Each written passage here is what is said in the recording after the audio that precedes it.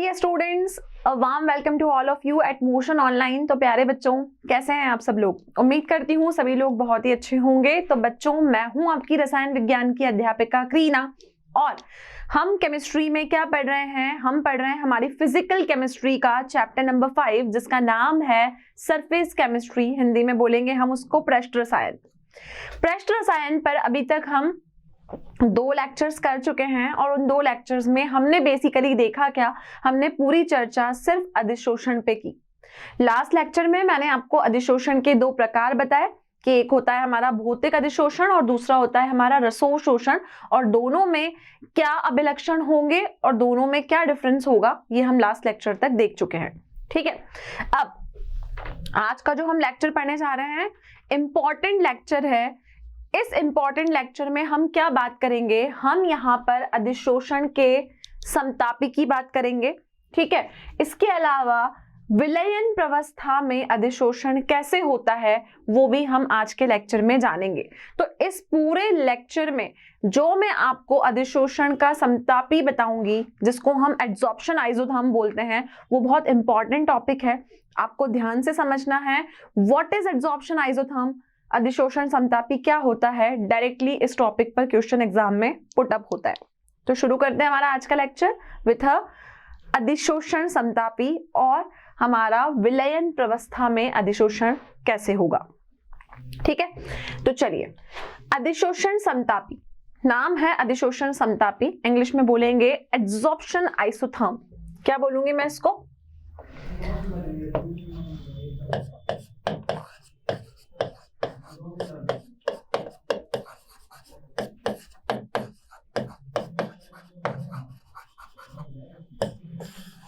Adsorption isotherm. अब adsorption isotherm होता क्या है?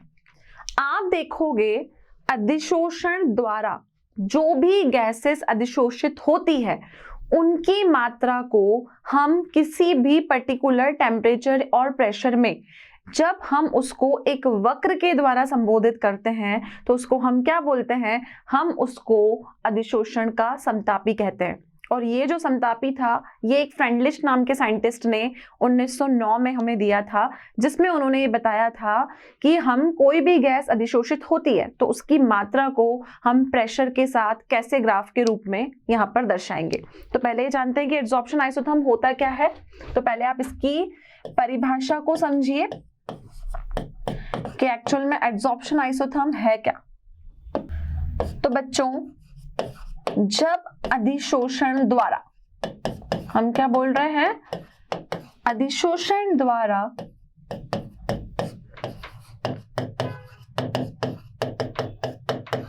अधिशोषित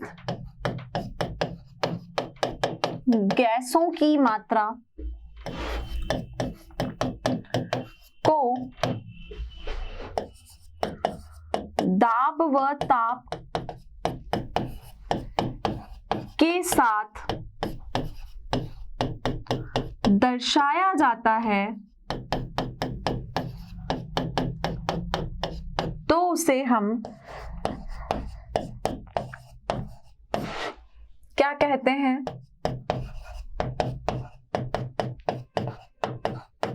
अधिशोषण समतापी कहते हैं। ठीक है, परिभाषा को समझिए। Adsorption isotherm important topic, directly question exam में आता है कि अधिशोषण समतापी आखिर होता क्या है। तो हम क्या बोल रहे हैं कि अधिशोषण के द्वारा जो भी गैसेस अधिशोषित हुई, सरफेस पे जो भी गैसेस अधिशोषित हुई, उन गैसेस की मात्रा को अगर हम प्रेशर और टेम्परेचर के साथ कहीं भी प्लॉट करें तो उनको हम क्या बोलते हैं? उनको हम अधिशोषण समतापी कहते हैं। क्लियर है? तो ये जो दर्शाता है इसको हम एक वक्र के द्वारा दर्शाते हैं। कैसे दर्शाते हैं? एक वक्र के द्वारा।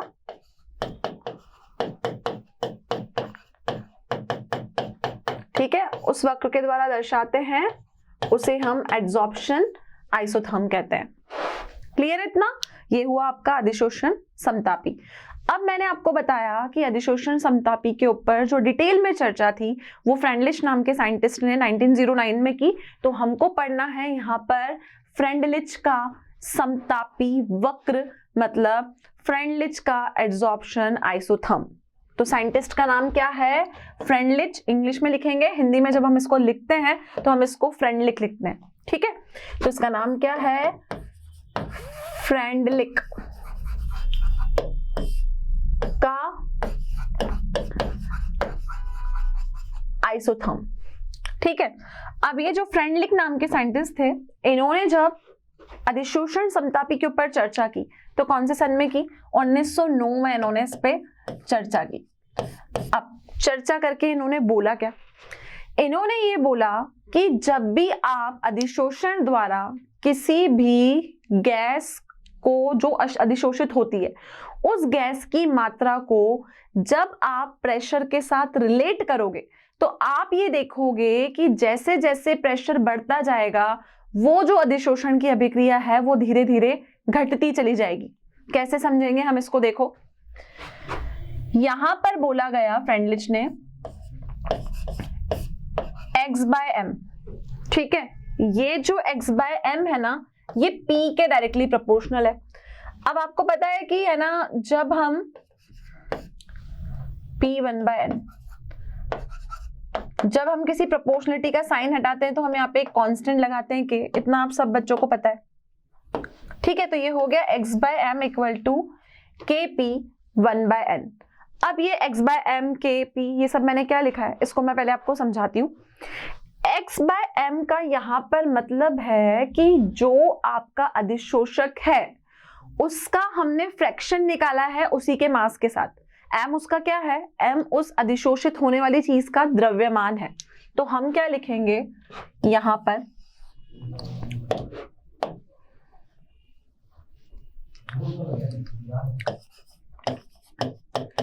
x अधिशोषक का m जो हुआ वो क्या हुआ? वो उसका हो गया द्रव्यमान। क्लियर? अब ये तो हो गया इसका m द्रव्यमान। P क्या हुआ? P होता है प्रेशर, प्रेशर को आप हिंदी में बोलोगे दाब, ठीक है। अब यहाँ पर जो मैंने n और k लिए हैं ना, ये आपके बिल्कुल स्थिर है। स्थिर मतलब स्थिर को आप कांस्टेंट्स बोलते हो, कांस्टेंट्स बोलते हो। अब ये जो k और n मैंने लिखे हैं ना, ये किस चीज पर डिपेंड करेंगे? They also going to depend upon the nature of gas. ये आपने गैस की प्रकृति कैसी ली है ना उसके ऊपर डिपेंड करेंगे। तो k और n वैसे हैं तो कांस्टेंट, लेकिन किस पर डिपेंड करेंगे? ये डिपेंड करेंगे आपके नेचर ऑफ गैस पे। क्लियर इतना? अब x/m का जो p1/n है उसके साथ में कैसा रिलेशन है? डायरेक्ट रिलेशन है ना, इसको हम डायरेक्ट प्रोपोर्शनल का साइन बोलते हैं। और जब हम डायरेक्ट प्रोपोर्शनलिटी को हटाते हैं तो एक कांस्टेंट लगाते हैं k, वो हमने यहाँ पे लगाया है। x/m का क्या मतलब है कि जो गैस अधिशोषित हो रही है उसका x/m मतलब उसका हमको द्रव्यमान के साथ उसकी वैल्यू गिवन है। तो देखिए इसका कर्व कैसे बनेगा, जिसको हम फ्रेंडलिच का एड्सॉर्प्शन आइसोथर्म बोलते हैं। ध्यान से देखिएगा, इस कर्व को हमको इसी तरीके से बनाना है, ठीक है। ये हो गई बच्चों हमारी एक्स एक्सिस, ठीक है। ये हो गई हमारी वाई एक्सिस, ठीक है। अब मुझे क्या करना है, जो एक्स एक्सिस मैंने ली है वहां पर मुझे लेना है प्रेशर, क्लियर। और यहां पर मुझे वाई एक्सिस पे लेना है x/m। जो मैं बोल रही हूं कि जो चीज अधिशोषित हुई है उसका उसके द्रव्यमान के साथ हम रेशियो की बात कर रहे हैं। तो आप देखोगे कि जब मैं p के साथ इस x/m को प्लॉट करूंगी तो डिफरेंट डिफरेंट वैल्यूज मुझे कैसे मिलेगी? 1, 2, 3, ठीक है। इस तरीके से मुझे यहाँ पर वैल्यूज मिलेगी। अब ये जो मैंने x/m को प्लॉट किया है ना, आप यहाँ देखोगे कि मुझे यहाँ पर मैंने इनको कौन कौन से टेम्परेचर पे किया है। तो ये था लगभग 193 केल्विन, इसको मान लो आप 294 मान लो, इसको आप 298 केल्विन मान लो, ठीक है। इस ग्राफ को देख के आपको क्या समझ में आता है कि जैसे जैसे आप देख रहे हो कि प्रेशर की वैल्यूज इधर बढ़ती जा रही हैं और x/m जो है वो आपका डिफरेंट डिफरेंट टेम्परेचर पर कर्व को नीचे करता जा रहा है, तो डिक्रीमेंट का ग्राफ शो कर रहा है ये। तो हम ये बोलेंगे कि जैसे जैसे हमने तापमान को बढ़ाया, पहले तापमान 193 था, फिर तापमान 294 हुआ, फिर 298 केल्विन हुआ। तो टेम्परेचर को बढ़ाने से जो हमारा फिजियोप्शन होता है, जिसको हम भौतिक अधिशोषण कहते हैं, वो क्या होता है, वो घटता जाता है। क्या करेगा, वो घटता जाएगा। तो यहां पर एक इंपॉर्टेंट पॉइंट हमें क्या समझ में आया कि जैसे जैसे हम टेम्परेचर को बढ़ाते जा रहे हैं, जो हमारा फिजियोप्शन है, फिजियोप्शन का मतलब बच्चों भौतिक अधिशोषण, जो हमारा भौतिक अधिशोषण है, ये भौतिक अधिशोषण क्या हो रहा है, ये घटता जा रहा है। तो ये रिलेशन किसने समझाया, ये रिलेशन फ्रेंडलिच नाम के साइंटिस्ट ने 1909 में समझाया, इसीलिए इसका नाम क्या है, इसको हम बोलते हैं फ्रेंडलिच का समतापी। अब ये आइसोथर्म ये रिप्रेजेंट करता है कि आप अगर और प्रेशर बढ़ाते जाओगे तो आप ये देखोगे कि डिफरेंट टेम्परेचर पर एक स्टेज ऐसी आएगी जब ये पूरा संतृप्त हो जाएगा। जैसे जैसे आपने टेम्परेचर प्रेशर को बढ़ाया, इस पे यहाँ पर आपको एक सैचुरेशन पॉइंट मिलेगा। तो हम बोलेंगे कि अगर हमने टेम्परेचर और प्रेशर को बढ़ाया तो जो आपका x/m है वो क्या हो जाएगा, वो आपका संतृप्त हो जाएगा। हम बोलेंगे कि ये किस पॉइंट पे पहुंच गया, इसको इसका सैचुरेशन का पॉइंट मिल गया। कैसा पॉइंट मिला, इसको इसका सैचुरेशन का पॉइंट मिला अगर हमने टेम्परेचर और प्रेशर को बढ़ाया।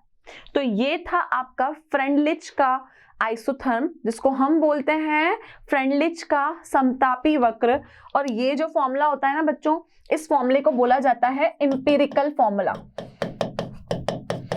क्या बोलोगे इसको आप, ये आपका एम्पिरिकल फॉर्मूला है।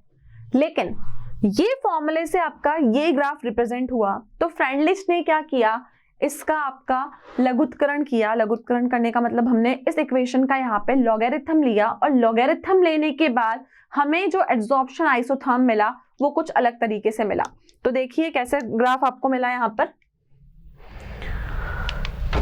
ठीक है, हमारे पास इक्वेशन क्या थी कि जो हमारा x/m है वो क्या है, Kp(1/n), यही है। अब मुझे क्या करना है, ये जो मैंने यहाँ पर इक्वेशन लिखी है ना, मुझे दोनों साइड इसका लॉग लेना है। तो मैं लिख रही हूं यहाँ पे taking logarithm both the sides.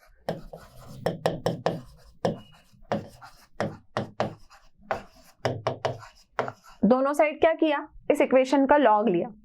अब आपको पता है कि जब आप इस इक्वेशन का लॉगरिथम लोगे दोनों साइड, तो ये इक्वेशन कैसी होगी, इसको मुझे लिखना पड़ेगा log x/m equal to log k plus जो भी पावर होती है ना वो आगे आ जाती है, ये हो गया 1/n log p। यही हुआ, ठीक है। ये इक्वेशन कुछ इस तरीके से मॉडिफाई हो गई जब आपने इसका लॉग लिया। पहले ये इक्वेशन एक्सपोनेंशियल फॉर्म में थी, जिसको मैंने एम्पेरिकल फॉर्मूला बोला था। इस एम्पेरिकल फॉर्मूला का मैंने लॉगरिथम लिया, तो लॉगरिथम लेने के बाद मुझे कुछ इस तरीके से इक्वेशन यहाँ पर ऑब्टेन हुई, ठीक है। अब जब मैं इस इक्वेशन की बात करती हूँ, तो आपको पता है कि कोई भी आप मैथ्स में जनरल इक्वेशन पढ़ते हो तो उसका फॉर्मूला होता है y equal to mx plus C, ठीक है। ये जो बच्चों m होता है ना, ये किसी भी ग्राफ का स्लोप होता है, और स्लोप को आप हिंदी में क्या बोलते हो, ढलान, यही कहते हो, ठीक है। तो अब अगर ये नई इक्वेशन के लिए अगर मैं फ्रेंडलिच का एड्सॉर्प्शन आइसोथर्म बनाऊं, तो अब मुझे एड्सॉर्प्शन आइसोथर्म कैसे मिलेगा, देखिएगा। हमने क्या किया, हमने एक और एड्सॉर्प्शन आइसोथर्म बनाया।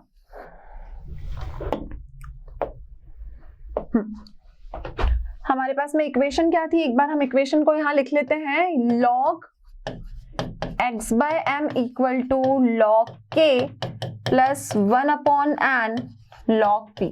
किस फॉर्म में है इक्वेशन, y इक्वल टू ये c हो गया और ये आपका mx हो गया, ठीक है। अब y equal to mx plus c है, इसका मतलब ये जो y है इस पे मुझे किसको प्लॉट करना है, log x/m को, और x पे मुझे क्या प्लॉट करना है, x पे मुझे प्लॉट करना है log p को, प्रेशर को। अब बच्चों अगर आप जानते हो कि आपकी ये जो x एक्सिस होती है ना, और ये होती है आपकी y एक्सिस, इस x एक्सिस को हम बोलते हैं एब्सिसा। क्या बोलते हैं, एब्सिसा। तो एक्स एक्सिस को आप क्या कहते हो? एक्स एक्सिस को आप कहते हो एब्सिसा, ठीक है। और वाई एक्सिस को हम इंग्लिश में कहते हैं ऑर्डिनेट, ठीक है। अब अगर मैं हिंदी की बात करूं, अगर आपने मैथ्स में ग्राफ प्लॉट किए हैं तो इसको हम बोलेंगे भुज। क्या बोलते हैं? भुज। और इसको क्या बोलते हैं? इसको हम बोलते हैं कोटि, यही बोलते हैं। अब देखो बच्चों, जब आप log x by m को प्लॉट करोगे log p के अगेंस्ट इस फ्रेंडलिच के समतापी वक्र में, तो मुझे x एक्सिस पे क्या लेना है? x एक्सिस पे मुझे यहाँ पे लेके चलना है log p। मैंने log p लिखा। इस y एक्सिस पे मुझे क्या लेना है? y एक्सिस पे मेरे को लेना है log x by m का रेशियो, ठीक है, कि अधिशोषण का उसके द्रव्यमान के साथ जो आपका रेशियो है। अब जब हम इसका ग्राफ प्लॉट करेंगे लॉगरिथम लेने के बाद, तो आप यहां देखोगे कि ये जो ग्राफ है ना, ये आपको स्ट्रेट लाइन मिलेगा, ठीक है। कैसा ग्राफ मिलेगा? स्ट्रेट लाइन ग्राफ मिलेगा। और इस स्ट्रेट लाइन ग्राफ में ये जो कांस्टेंट है ये होगा आपका log k, और इसको हम बोलते हैं इंटरसेप्ट। क्या बोलते हैं? इंटरसेप्ट। और यहां से अगर मैं इसकी वैल्यू निकालूंगी तो आप देखोगे ये एंगल हो गया थीटा, ये हो गया आपका A, ये हो गया आपका B। और इस ग्राफ का जो स्लोप आएगा, स्लोप का क्या मतलब होता है? स्लोप का मतलब ढलान होता है। तो ये जो ढलान होगा वो कितना आ जाएगा? 1/n। और ये ढलान मुझे कैसे पता लगा? क्योंकि मेरे पास इक्वेशन थी y = mx + c। इस समीकरण के हिसाब से मैंने यहां से कंपैरिजन किया, तो कांस्टेंट कौन है? log k, और m के जगह पे देखो कौन है? 1/n। तो इस ग्राफ का स्लोप क्या हुआ? इस ग्राफ की ढलान हो गई आपकी 1/n। तो हम बोलेंगे कि यहाँ पर ढलान कितनी है इसकी स्लोप क्या है? 1/n, ठीक है। और ये जो आपका 1/n होता है ना, इसकी वैल्यू वेरी करती है 0 से लेके 1 तक। कैसे वेरी करती है इसकी वैल्यू? 0 से लेके 1 तक। तो इस इक्वेशन में देखो कि अगर मैं यहां पर 1/n को 0 रखूं, किसको 0 रखूं? 1/n को 0 रखा मैंने, तो यहां पर इसको 0 रखने के बाद ये log x by m = हो गया log k, ठीक है। और अगर हमने 1/n को 1 रखा, 1/n को 1 रखा, तो इक्वेशन हो गई log x by m = log k + log p। तो 1 वाली वैल्यू रखने पर ये सैचुरेशन को अचीव करता है, ये संतृप्त होता है। और आपने ये देखा कि जैसे जैसे आप प्रेशर बढ़ाओगे, ये एड्सॉर्प्शन आइसोथर्म आपका कोई काम का नहीं है। तो हम बोलेंगे कि उच्च दाब पर जो फ्रेंडलिच का आइसोथर्म है वो फेल हो गया, वो आगे की वैल्यूज के लिए अपना डेटा नहीं दे पाया। तो यहां से एक इंपॉर्टेंट पॉइंट हमने क्या कंक्लूड किया? क्या पॉइंट था? कि उच्च दाब पर, किस पर? उच्च दाब पर जो आपका फ्रेंडलिच का समतापी है, आइसोथर्म है, वह काम नहीं करेगा। क्योंकि जैसे जैसे आपने टेम्परेचर प्रेशर बढ़ाया, जो फिजियोप्शन है वो आपका घटता जा रहा है। तो अगर मैं लॉगरिथम की वैल्यू लूंगी तो ये log के आपको इंटरसेप्ट पार्ट देगा, इस ग्राफ का स्लोप हो जाएगा 1/n। क्लियर? तो इंपॉर्टेंट टॉपिक है आज के लेक्चर का, जिसका नाम है फ्रेंडलिच का समतापी वक्र। क्लियर है बच्चों? चलिए, अब फ्रेंडलिच के समतापी वक्र के बाद जो हमारा नेक्स्ट टॉपिक है वो है हमारा विलयन प्रवस्था से अधिशोषण। ठीक है, विलयन प्रवस्था से अधिशोषण का मतलब है एड्सॉर्प्शन इन सॉलिड सॉल्यूशन। अभी तक हम जो एड्सॉर्प्शन पढ़ रहे थे, हमने अभी तक विलयन की कोई चर्चा नहीं की थी, हमने सॉल्यूशंस की कोई बात नहीं की थी। अब हम जो बात करेंगे विलयन प्रवस्था में अधिशोषण, मतलब जो एड्सॉर्प्शन होगा वो सॉलिड सॉल्यूशंस में कैसे होगा। ठीक है, सॉल्यूशंस की अब हम बात करेंगे। तो आप देख सकते हो कि जो ठोस होते हैं वो विलयनों से भी घुले हुए पदार्थों का अधिशोषण कर सकते हैं। अभी तक हम जो अधिशोषण की चर्चा कर रहे थे, हमेशा हमने जो बात की वो ठोस और गैस के बीच में की, विलयन की हमने कोई चर्चा नहीं की। लेकिन आप ये देखोगे कि विलयनों से भी घुले हुए पदार्थ का हम अधिशोषण कर सकते हैं, उनको भी अधिशोषित हम कर सकते हैं। जब एसिटिक अम्ल के जलीय विलयन को चारकोल के साथ हिलाया जाता है तो आप देखोगे कि अम्ल का एक अंश चारकोल के द्वारा अधिशोषित होता है और विलयन में अम्ल की सांद्रता जो होती है वो घट जाती है। क्या बात बोली है यहाँ पर? आपको लेना है एसिटिक एसिड, इसका अधिशोषण आपको किसके ऊपर करवाना है? चारकोल के साथ इसको अधिशोषित करवाना है।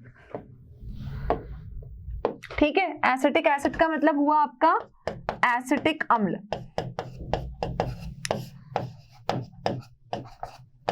ठीक है, इसका अधिशोषण कैसे करवाना है? चारकोल के साथ। तो जब आप चारकोल के साथ इसका अधिशोषण करवाते हो तो आप ये देखोगे कि इस एसिड का एक अंश जो होगा ना वो चारकोल की सरफेस पे अधिशोषित हो जाएगा।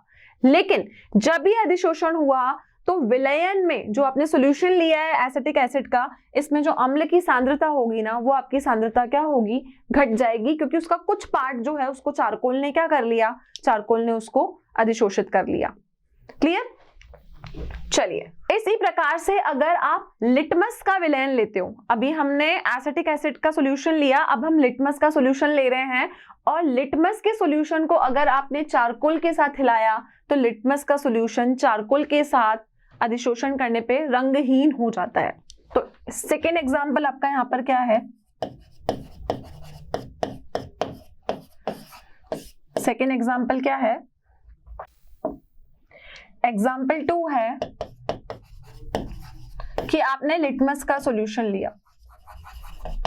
ठीक है, लिटमस का सॉल्यूशन लिया, इस लिटमस के सॉल्यूशन को आपने चारकोल के साथ शेक किया, तो चारकोल के साथ हिलाने पर ये जो सॉल्यूशन बना ये आपका कलरलेस हो गया। कलरलेस होने का मतलब है ये रंगहीन हो गया।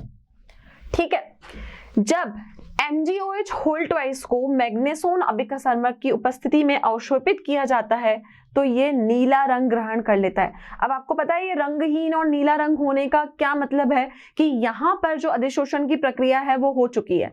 तो दूसरा एग्जाम्पल एक और आपको गिवन है जिसको मैं लिख रही हूँ एग्जाम्पल नंबर 3।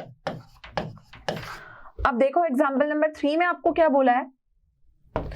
एग्जाम्पल 3 में आपको बोला है कि आपने लिया है मैग्नीशियम हाइड्रोक्साइड, जिसको हम बोलते हैं MgOH होल ट्वाइस। क्या बोलेंगे इसको? मैग्नीशियम का हाइड्रोक्साइड। इस मैग्नीशियम के हाइड्रोक्साइड को हमने एक अभिकर्मक लिया है जिसका नाम है मैग्नेसोन। क्या नाम है? मैग्नेसोन। जब आप इसके साथ इसकी अभिक्रिया कराओगे ना तो अभिक्रिया करने पर ये अवशेपित किया जाता है, और अवशेपित होने के बाद ये आपको आउटपुट में पता है क्या देगा? ये आपको नीला रंग देगा। तो नीला रंग होने का क्या कारण है? नीला रंग होने का कारण है कि यहां पर जो अधिशोषण की प्रक्रिया है वो पूर्ण हो चुकी है। क्लियर? अब कोई भी आप देखोगे कि विलयन प्रवस्था में जब अधिशोषण होता है तो यह रंग जो आया है ना वो मैग्नेसोन की वजह से आया है, क्योंकि जो मैग्नेसोन होता है हमारा वो कौन से रंग का होता है बच्चों? मैग्नेसोन हमारा नीले रंग का होता है, तभी ये अधिशोषण इस प्रकार से हुआ है। ठीक है, तो जब आप देखोगे कि किसी विलयन में अधिशोषण होता है तो आपको निम्नलिखित प्रेक्षण यहाँ पर प्राप्त होते हैं। पहला, अधिशोषण की सीमा ताप बढ़ाने पर घटती है। ये पॉइंट मैं बार बार बोल रही हूँ क्योंकि ये फिजिकल एब्जॉर्प्शन है। तो जैसे जैसे आप टेम्परेचर को बढ़ाते जाते हो अधिशोषण की जो प्रक्रिया है आपकी वो क्या होगी? वो प्रक्रिया बच्चों आपकी घटती जाती है। अधिशोषण की सीमा अधिशोषक का पृष्ठीय क्षेत्रफल बढ़ने पर बढ़ती है। दोबारा से वही पॉइंट है, जैसे जैसे हम सरफेस एरिया को बढ़ाते जाते हैं, पृष्ठीय क्षेत्रफल को बढ़ाते जाते हैं, हमारा एब्जॉर्प्शन जो होता है वो भी बढ़ता जाता है। तो अगर आपने पृष्ठीय क्षेत्रफल को बढ़ाया तो अधिशोषण भी क्या करेगा? बढ़ता जाएगा। ठीक है, अधिशोषण की सीमा विलयन में विलय की सांद्रता पर निर्भर करती है। अगर आप कोई अधिशोषण विलयन के केस में करवा रहे हो, सॉल्यूशंस में करवा रहे हो, तो सॉल्यूशंस में हमेशा वो उसकी किस पर डिपेंड करेगी, उसकी सांद्रता पर डिपेंड करेगी, उसकी कॉन्सेंट्रेशन पर डिपेंड करेगी। अधिशोषण की सीमा अधिशोषण एवं अधिशोष्य की प्रकृति पर निर्भर करती है। जब भी आपने अधिशोषण करवाया तो अधिशोष्य और अधिशोषक कैसी प्रकृति के हैं, सॉलिड हैं, लिक्विड हैं, गैस हैं, ये इस चीज पर डिपेंड करती है। तो जब भी आप विलयन में अधिशोषण करवाओ तो ये 4 फैक्टर्स आपको ध्यान रखने हैं। पहला हुआ टेम्परेचर, दूसरा हुआ सरफेस एरिया, तीसरा हुई उसकी सांद्रता, चौथा हो गई अधिशोष्य और अधिशोषक की प्रकृति। क्लियर? तो ये 4 उसके फैक्टर्स हैं। अब विलयन प्रवस्था में क्योंकि हम अधिशोषण को पढ़ रहे हैं तो यहां पर भी देखेंगे कि हम जो इक्वेशन है वो किस तरीके से काम करेगी। तो बच्चों, विलयनों में अधिशोषण की परिशुद्ध क्रियाविधि ज्ञात नहीं है। तो आपने देखा कि अभी हमने एक समीकरण देखा था, फ्रेंडलिच की इक्वेशन। तो विलयनों से अधिशोषण के व्यवहार को अगर आपको बताना है तो इसके अंतर के साथ आपको क्या करना पड़ेगा, इस अंतर के साथ आपको इसका सन्निकट वर्णन करवाती है। कौन सी इक्वेशन? फ्रेंडलिच की एड्सॉर्प्शन आइसोथर्म जो मैंने आपको बताया, उसमें मैंने आपको फ्रेंडलिच की एक इक्वेशन बताई। कौन सी? x/m equal to k p की पावर 1/n। ठीक है, ये इक्वेशन आपने अभी देखी, जिसमें हमने बोला कि x/m जो है वो x/m हमारा क्या है, अधिशोषण द्वारा जो अधिशोषित गैस है उसका द्रव्यमान है। k और n आपका यहाँ पर कांस्टेंट है जो नेचर ऑफ गैस पर डिपेंड करते हैं। यहां पर क्योंकि इक्वेशन में अब हम सांद्रता की बात कर रहे हैं, तो देखो क्या किया कि जब मैंने विलयन की बात की तो जो फ्रेंडलिच का समीकरण था x/m k p1/n, मैंने वहां पर p को c से रिप्लेस कर दिया। तो p को c से क्यों रिप्लेस किया? क्योंकि यहां पर यह अधिशोषण किसके ऊपर डिपेंड है, कॉन्सेंट्रेशन के ऊपर डिपेंड है, सांद्रता के ऊपर डिपेंड है। तो देखो बहुत सिंपल सी बात है, हम क्या बोल रहे हैं, हम बोल रहे हैं कि फ्रेंडलिच की जो इक्वेशन होती है log x/m equal to log k plus 1/n log p होती है। ठीक है, दूसरी इक्वेशन क्या होती है, x/m equal to k p 1/n। ये दोनों किसकी इक्वेशंस है, फ्रेंडलिच के समीकरण है। लेकिन अभी मैं आपको क्या टॉपिक पढ़ा रही हूं, अभी मैं आपको पढ़ा रही हूं कि एड्सॉर्प्शन सॉल्यूशंस के केस में कैसे होता है, विलयनों के केस में कैसे होता है। अब बच्चों, जब आप सॉल्यूशन की बात करते हो तो वहां पर प्रेशर की कोई बात नहीं होती, वहां किसकी बात होती है, वहां पर कॉन्सेंट्रेशन की बात होती है। और कॉन्सेंट्रेशन वर्ड का मतलब होता है सांद्रता। तो कुल मिला के हमको करना क्या है कि हमने ये जो फ्रेंडलिच के 2 समीकरण पढ़े, इन दोनों समीकरणों में हमको P को किससे रिप्लेस करना है, C से। तो यहां से मैं P को हटा के C लिखूंगी और यहां से भी P को हटा के मैं C लिखूंगी। तो विलयन के केस में हमें 2 इक्वेशंस मिल गई, एक हो गई x/m equal to k c 1/n और log x/m equal to log k 1/n log c। ठीक है, 1/n log c। तो ये आपको समीकरण कब मिलता है, जब आप इसका लॉगरिथम लेते हो, लघुगणक लेते हो। क्लियर है इतना? तो ये दोनों इक्वेशंस आपकी फ्रेंडलिच की इक्वेशंस हैं विलयनों के केस में। तो बच्चों, हमने ये देखा कि जब भी हम यहाँ पर कॉन्सेंट्रेशन की बात करेंगे तो कॉन्सेंट्रेशन में हमने क्या किया, कॉन्सेंट्रेशन का मतलब होता है सांद्रता। तो हमने जो हमारा फ्रेंडलिच का समतापी वक्र था उसमें हमने एम्पिरिकल फॉर्मूला में क्या चेंजेस किए, हमने सिर्फ जो है P था प्रेशर, उस प्रेशर को रिप्लेस कर दिया C से। ओके, प्रेशर को किससे रिप्लेस किया हमने, P को रिप्लेस कर दिया हमने C से। आगे हम बात करेंगे कि जब हमने विलयन प्रवस्था में अधिशोषण किया तो फ्रेंडलिच के समतापी वक्र के अनुसार अब हम जो ग्राफ प्लॉट करेंगे वो किस किस के बीच में करेंगे, log m और log c के बीच में। क्योंकि अभी तक जब हम फ्रेंडलिच का समतापी वक्र पढ़ते थे तो आपने देखा कि हम प्रेशर और x/m के बीच में ग्राफ प्लॉट करते थे, लेकिन अब हमारा ग्राफ किसके बीच में होगा, log x/m और log c के बीच में।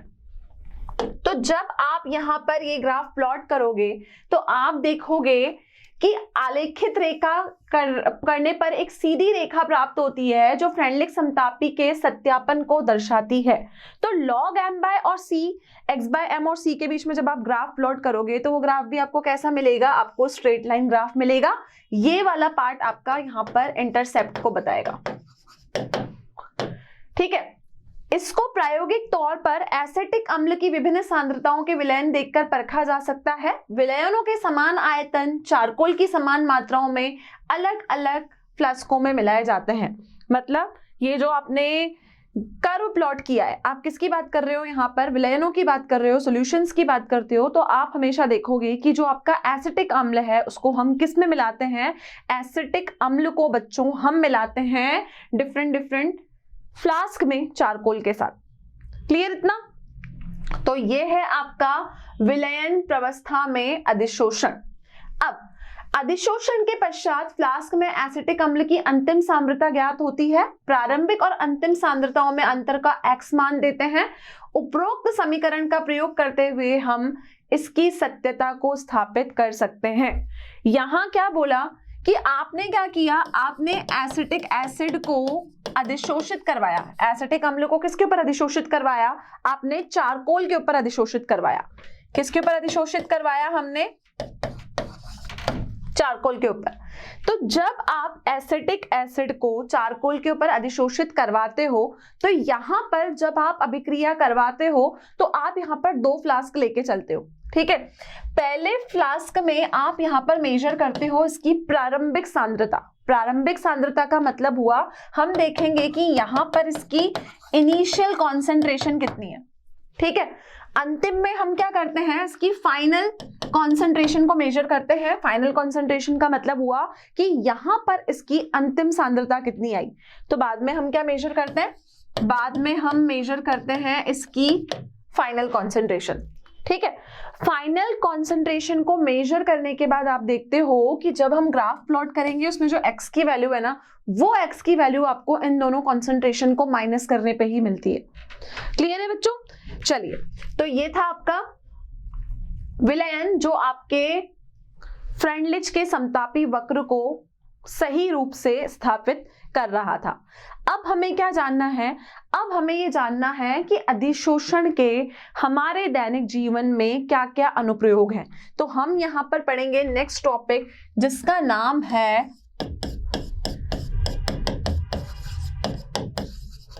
एप्लीकेशंस ऑफ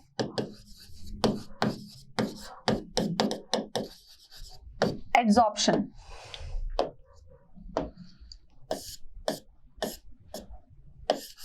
क्या नाम है, एप्लीकेशंस ऑफ एड्सॉर्प्शन। एड्सॉर्प्शन की एप्लीकेशंस की मैं यहां पर बात करूंगी, ठीक है। अब एड्सॉर्प्शन के एप्लीकेशंस क्या होते हैं, मतलब एड्सॉर्प्शन जो है वो आपके दैनिक जीवन में कहां कहां पर प्रयोग में आ रहा है। सबसे पहला इसका प्रयोग है वैक्यूम को क्रिएट करने में। पहला प्रयोग कहां पर है इसका, वैक्यूम को क्रिएट करने में। वैक्यूम समझते हैं आप, वैक्यूम का मतलब कि जहां पर कोई गैसेस ना हो, कोई मॉइस्चर ना हो। तो बच्चों जहां पर आपको वैक्यूम क्रिएट करना है तो वहां पर आप क्या करोगे, चारकोल का प्रयोग करोगे, क्योंकि चारकोल का प्रयोग करने पे वहां पर जितनी भी गैसेस की मात्रा होती है वो उस चारकोल के ऊपर अधिशोषित हो जाती है। तो हम बोलेंगे कि अधिशोषण का जो हमारा पहला अनुप्रयोग है वो कहां पर है, वो आपका वैक्यूम क्रिएट करने में है, ठीक है।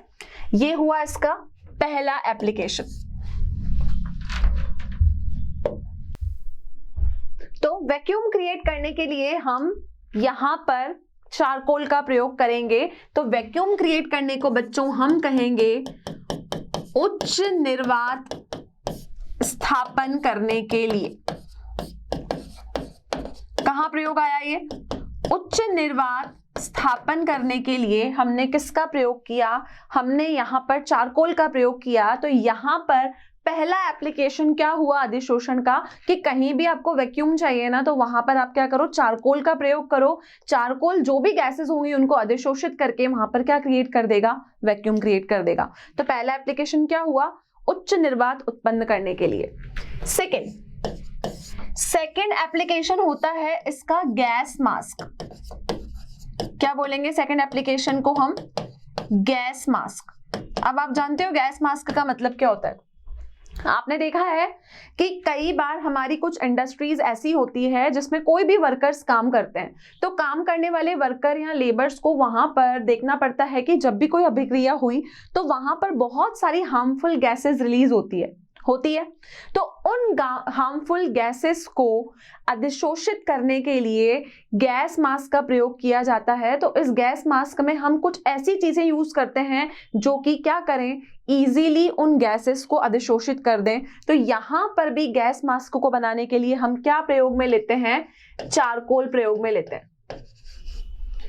ठीक है, कई बार हम सिलिका जेल की भी बात करते हैं। आपने अपने डेली लाइफ में देखा है कि कई बार आपने देखा है कि हम कोई भी नई चीज खरीदते हैं तो उसमें सिलिका जेल का पैकेट यूज होता है। तो सिलिका जेल क्यों डालते हैं? क्योंकि सिलिका जेल का काम क्या है कि वो एक एड्सॉर्बेंट का काम करके कोई भी वाटर के मॉलिक्यूल हैं या फिर गैसेस हैं उनको अपनी सरफेस पे क्या कर लेती है? अधिशोषित कर लेती है, ताकि वहां पर उच्च निर्वात जो होता है उसका स्थापना हो सकती है।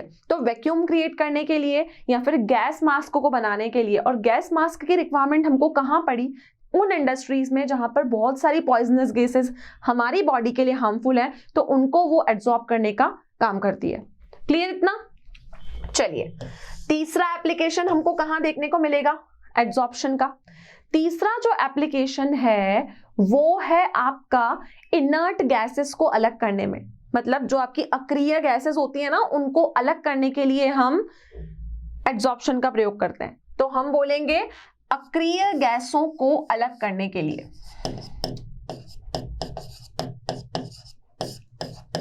अक्रिय गैसों को अलग करना। अब अक्रिय गैसों को अलग करने को हम इंग्लिश में बोलते हैं सेपरेशन ऑफ इनर्ट गैसेस। ठीक है, अब आपकी इनर्ट गैसेस क्या होती है? आपने देखा है आपकी हीलियम हो गई, ज़ेनॉन हो गया, क्रिप्टॉन हो गया, ये सारी जो आपकी गैसेस हैं ये आपकी इनर्ट गैसेस हैं, इनएक्टिव गैसेस हैं। अब अगर इन इनएक्टिव गैसेस को आपको अलग अलग करना है किसी चीज में से, तो वहां पर भी आप किसका प्रयोग करोगे? आप एड्सॉर्प्शन का प्रयोग करोगे उन गैसेस को अलग करने के लिए। क्लियर है? चलिए, चौथा एप्लीकेशन क्या होता है एड्सॉर्प्शन का वो जानते हैं। जो चौथा एप्लीकेशन है, चौथा अनुप्रयोग है हमारे दैनिक जीवन में है, वो है आपका विषमांगी उत्प्रेरण। ठीक है, इसको क्या बोलते हैं? विषमांगी उत्प्रेरण। ये जो उत्प्रेरण है ये हमारा नेक्स्ट क्लास का टॉपिक होने वाला है। पूरा हम कंप्लीटली इस लेक्चर को, इस टॉपिक को पूरे एक लेक्चर में चर्चा करेंगे, लेकिन अभी के लिए यहाँ पर ये टर्म हमारी यूज में आई है तो मैं आपको बताऊं कि विषमांगी उत्प्रेरण को हम इंग्लिश में बोलते हैं हेट्रोजीनियस कैटालाइसिस। क्या बोलते हैं? Heterogeneous catalysis. अब बच्चों, कैटालिसिस का ये मतलब हुआ कि कैटलिस्ट जो उत्प्रेरक होता है, एक ऐसी चीज होती है जो आप कोई भी रिएक्शन करवाते हो ना, उस रिएक्शन की रेट को बढ़ा देता है वो। ठीक है, वो खुद रिएक्शन में नहीं बदलता है, सिर्फ उस रिएक्शन की रेट को बढ़ा देता है। तो आप ये देखोगे कि एड्सॉर्प्शन का प्रयोग कहां पर है? इस हेट्रोजीनियस कैटालिसिस में भी है। हम कुछ ना कुछ ऐसी चीज यूज करेंगे जहां एड्सॉर्प्शन होगा और रिएक्शन जो है वो चलती जाएगी। तो चौथा प्रयोग कहां पर है इसका? विषमांगी उत्प्रेरण के रूप में। क्लियर है? नेक्स्ट, फिफ्थ हम डिस्कशन करते हैं इसका एप्लीकेशन का। देखिए फिफ्थ एप्लीकेशन क्या है एड्सॉर्प्शन की? हम बात कर रहे हैं एप्लीकेशंस ऑफ एड्सॉर्प्शन, मतलब अधिशोषण के अनुप्रयोग। अब नेक्स्ट एप्लीकेशन क्या है इसका? 4 एप्लीकेशंस हम बात कर चुके हैं। आगे बढ़ते हैं 5वें एप्लीकेशन की तरफ। आगे बढ़ते हैं 5वें एप्लीकेशन की तरफ कि इसका फिफ्थ एप्लीकेशन क्या है। फिफ्थ एप्लीकेशन है इसका क्रोमेटोग्राफी। कहीं नाम सुना है आपने क्रोमेटोग्राफी? आप 10th क्लास में पढ़ के आए हो क्रोमेटोग्राफी। क्रोमेटोग्राफी का मतलब होता है कि अगर आपके पास किसी इंक में, किसी डाई में अलग अलग कलर की इंक का प्रयोग किया गया है, अलग अलग कलर प्रयोग किए गए हैं, तो उन कलर को अलग करने के लिए बच्चों आप क्या करवाते हो, क्रोमेटोग्राफी करवाते हो। तो क्रोमेटोग्राफी जो होता है आपका, क्रोमेटोग्राफी के प्रोसेस में भी एड्सॉर्प्शन ही काम आता है, क्योंकि जब आप अधिशोषण करवाते हो तो जो भी चीज आप यूज लेते हो वो कुछ कलर्स को क्या करती है, सोख लेती है। तो क्रोमेटोग्राफी में भी अधिशोषण अपनी महत्वपूर्ण भूमिका निभाता है। इसके अलावा क्रोमेटोग्राफी के अलावा जो नेक्स्ट एप्लीकेशन है एड्सॉर्प्शन का, अधिशोषण का, वो क्या है, वो है आपका फ्रोथ फ्लोटेशन प्रोसेस। आपने केमिस्ट्री में फ्रोथ फ्लोटेशन प्रोसेस पढ़ा होगा। अब फ्रोथ फ्लोटेशन प्रोसेस क्या होता है, इसको हम कहते हैं झाग प्रलवन प्रक्रम। ठीक है, फ्रोथ फ्लोटेशन प्रोसेस आपने केमिस्ट्री में पढ़ा है कि सल्फाइड ओर को सेपरेट करने के लिए मैग्नेटिक हम फ्रोथ फ्लोटेशन मेथड करते हैं, जिसमें क्या होता है कि झाग के रूप में आपको एक प्रवलन देखने को मिलता है। तो इसमें भी कौन सा कॉन्सेप्ट यूज हुआ, इसमें भी आपका एड्सॉर्प्शन का कॉन्सेप्ट यूज हुआ। तो फ्रोथ फ्लोटेशन प्रोसेस को हम कहते हैं झाग प्रवलवन प्रक्रम। ठीक है, तो इसको हम क्या बोलेंगे, झाग प्रलवन प्रक्रम। फ्रोथ फ्लोटेशन प्रोसेस में भी एड्सॉर्प्शन आपका काम आया। नेक्स्ट आपका ये कहां पर काम आता है, ये काम आता है आपका एड्सॉर्प्शन इंडिकेटर के रूप में। एड्सॉर्प्शन इंडिकेटर का मतलब होता है आपका अधिशोषण सूचक। अधिशोषण सूचक, इंडिकेटर मतलब हो गया सूचक। ठीक है, अब अधिशोषण सूचक के रूप में ये कहां पर काम आया, आप देखोगे कि आपने कुछ अवशेपों की सतह पर अगर आपने सिल्वर को देखा तो जो सिल्वर है वो बहुत सारी जैसे कि इथोनिन, फ्लोरोसिन, ये सारी चीजों को डिटेक्ट करने का काम करता है। तो एड्सॉर्प्शन इंडिकेटर की तरह भी आप सिल्वर को यूज में ले सकते हो। तो हम यहाँ उदाहरण के तौर पे लिखेंगे कि जैसे हमारा सिल्वर हो गया, वो सिल्वर क्या करेगा, जब वो अवशेपों के रूप में यूज होगा तो वो सिल्वर फ्लोरोसिन को डिटेक्ट करने का काम करेगा, डिटेक्ट करने का काम करेगा। क्लियर है बच्चों, ये हुआ आपका एड्सॉर्प्शन इंडिकेटर की तरह उसका काम।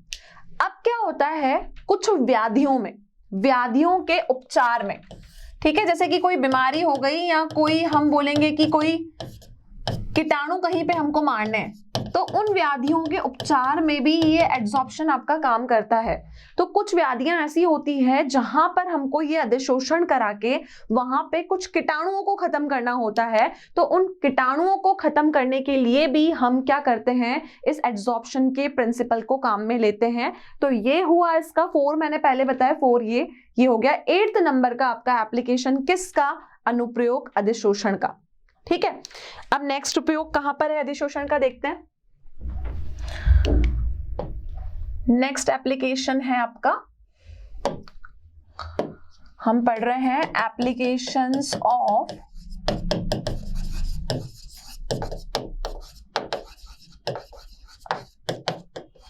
एड्सॉर्प्शन।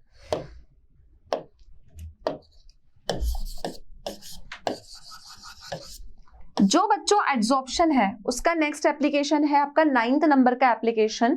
9th एप्लीकेशन आपको ये कहता है कि कहीं पे अगर आपको ह्यूमिडिटी को हटाना हो तो भी आप एड्सॉर्प्शन का यूज कर सकते हो। ठीक है, हम बोलेंगे ह्यूमिडिटी को हटाने के लिए। अभी मैंने आपको बताया कि जब भी हम कोई नया कंटेनर या बॉटल खरीदते हैं तो हमेशा उसमें सिलिका जेल का पैकेट होता है। वो सिलिका जेल क्या करता है, जो भी उसके अंदर मॉइस्चर होता है उसको अधिशोषित करने का काम करता है। तो अगर कहीं पे आपको ह्यूमिडिटी हटानी है तो आप क्या यूज करोगे, या तो सिलिका जेल या फिर एल्यूमिना जेल। ठीक है, एल्यूमिनियम जेल या सिलिका जेल के पैकेट्स होते हैं जो अधिशोषण की अभिक्रिया को करते हैं। क्लियर। लास्ट है इसका 10th नंबर का एप्लीकेशन कि विभिन्न रंगों को अगर मुझे अलग करना है तो रंगों को अलग करने के लिए भी क्या होता है, अधिशोषण की अभिक्रिया होती है। तो अधिशोषण की अभिक्रिया क्या होती है, विभिन्न रंगों को अलग करने के लिए कहीं पे बहुत सारे कलर मिक्स हैं, जैसा कि एक क्रोमेटोग्राफी मैंने आपको बताया, क्रोमेटोग्राफी एक अलग चीज है, वो आपका लेखनीय विश्लेषण है, लेकिन कहीं पे बहुत सारे कलर्स मिक्स हैं, उनको हमको अधिशोषण करके अलग करवाना है, तो विभिन्न रंगों को अलग करने के लिए भी हम एड्सॉर्प्शन का प्रयोग करेंगे। तो आपने देखा कि ये जो अधिशोषण है ये हमारे दैनिक जीवन में कितना ज्यादा उपयोगी है। तो बच्चों आज के लेक्चर में हमने अधिशोषण के समतापी वक्र के बारे में पढ़ा, जिसमें मैंने आपको फ्रेंडलिक का आइसोथर्म समझाया, जो एक इंपॉर्टेंट कॉन्सेप्ट है इस चैप्टर का। उसके बाद हमने देखा कि अधिशोषण जो है हमारा विलयनों के केस में कैसे होता है, एंड लास्टली मैंने आपको बताया कि अधिशोषण का हमारे दैनिक जीवन में क्या महत्व है। क्लियर है? तो आज का लेक्चर हमारा यहीं कंप्लीट होता है। इस टॉपिक से रिलेटेड अगर आपको कोई भी क्वेश्चंस, कंटेंट या डीपीपी की रिक्वायरमेंट है तो आप डाउनलोड कर सकते हैं मोशन लर्निंग ऐप। तो बच्चों नेक्स्ट क्लास में हम फिर मिलेंगे और स्टार्ट करेंगे हमारे चैप्टर का एक नया ही पार्ट, जिसका नाम होगा उत्प्रेरण और उसके प्रकार। तो हमारे साथ कनेक्टेड रहिए। Thank you so much, have a wonderful day. आशा करता हूं हमारे टॉप एजुकेटर का यह लेक्चर आपको पसंद आया होगा। अगर पसंद आया है तो वीडियो को लाइक करिए, चैनल को सब्सक्राइब करिए और शेयर भी करिए, क्योंकि ज्ञान बांटने से बढ़ता है और सही बताऊं तो पुण्य भी मिलता है। मुझे सुनने के लिए बहुत बहुत धन्यवाद। Thank you.